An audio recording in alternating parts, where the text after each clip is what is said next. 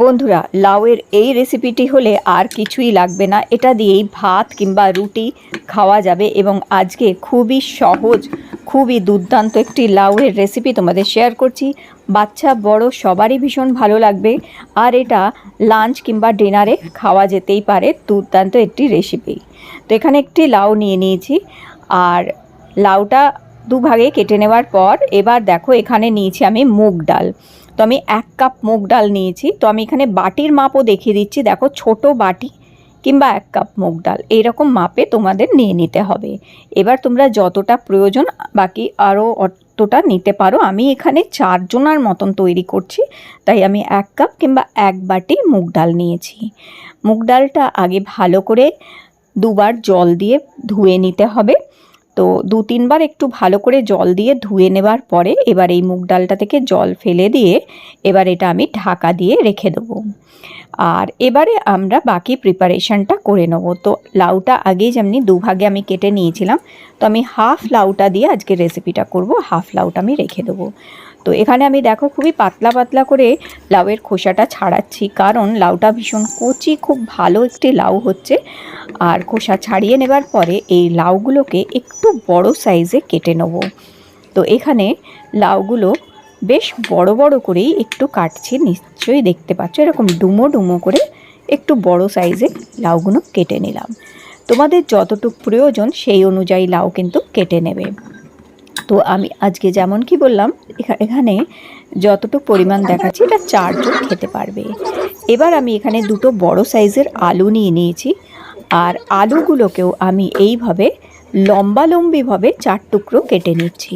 তোমরা লম্বালম্বিভাবেও কাটতে পারো আলু, অথবা গোল করেও আলু কাটতে পারো, যেভাবে আমরা মাংস অথবা ডিমের ঝোলে দিয়ে থাকি সেইভাবেও কাটতে পারো।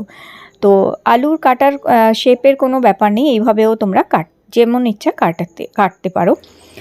আর এরপরে এখানে আমি 1 মুঠো মতন কড়াইশুঁটি নিয়ে নিয়েছি। তো কড়াইশুঁটিগুলো আমি ছাড়িয়ে নিচ্ছি এখানে। আর এইভাবে মোটামুটি এখানে দেখো কড়াইশুঁটি আমি নিয়ে নিয়েছি হাফ কাপ মতন। আজকের রান্নাটা আমি করবে আগারো রয়্যাল এই রাইস কুকারটায়। এখানে আলাদা আলাদা অটো কুক দেয়া আছে, যেমনি হোয়াইট রাইস, ব্রাউন রাইস, তারপরে কিনুয়া, এরপরে মাল্টিগ্রেন, এরকম আলাদা আলাদা অটো মোডও আছে এর মধ্যে। এটা হচ্ছে এর ইনার পটটা, যেটা হচ্ছে ননস্টিক পট হচ্ছে। আর দেখো এর ভেতরটা এই রকম হচ্ছে। তো ভেতরে সবসময় শুকনো কাপড় দিয়ে মুছে নেবে রান্না করার পর। আর এই যে ইনার পটটা ননস্টিকের, এটাতে কখনোই ধারালো জিনিস ইউজ করবে না, সবসময় হালকা স্পঞ্জ দিয়ে ধুয়ে পরিষ্কার করে নেবে। আর এটা ডিট্যাচেবল কেবেল আছে এর মধ্যে। আর বাইরে দেখো সাদা ওইটা স্টিম ওটায় কালেক্ট হয়। আর আমি এখানে অন করে দিয়েছি, অন করলেই এটা কিপ ওয়ার্ম মোডে চলে যায়। তো এবার আমি এখানে হোয়াইট রাইসে দিয়ে দিয়েছি। ডাল তো মুগ ডাল খুব তাড়াতাড়ি হয়ে যাবে এবং লাউটাও কচি, তাড়াতাড়ি হয়ে যাবে, তাই আমি হোয়াইট রাইস মোডটা এই জন্য দিয়েছি। ওটা সবথেকে তাড়াতাড়ি, সবথেকে কম সময়ের মধ্যে, মোটামুটি 20-25 মিনিটের মধ্যেই হয়ে যাবে। তো এখানে 1 চামচ ঘি দিয়ে তার মধ্যে একটুখানি জিরে ফোড়ন দিয়েছি, 2টো শুকনো লঙ্কা, 2টো তেজপাতা ফোড়ন দিয়ে 10 সেকেন্ড জন্য একটু ঢাকা দিয়ে রাখলাম, যাতে ফোড়নটা ভাজা হয়ে যাক।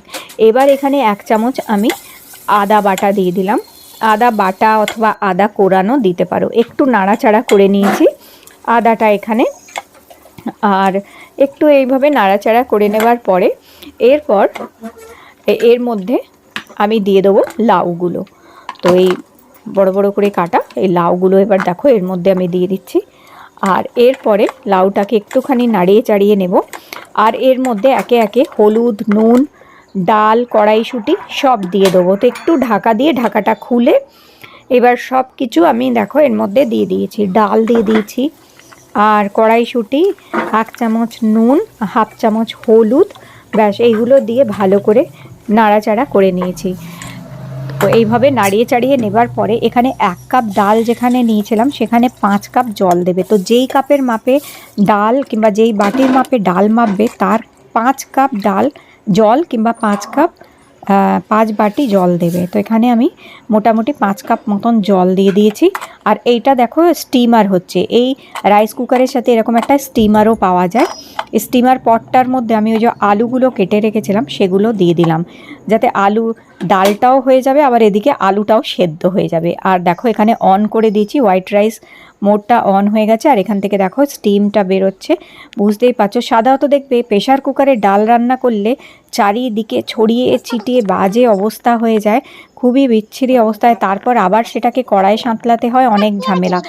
এই রাইস কুকারে ডাল ডাল বলো যে কোনো কিছু বলো, ভাত তো রান্না হয়ই অপূর্ব সুন্দর, পোলাও বিরিয়ানি সবই ভীষণ ভালো হয়।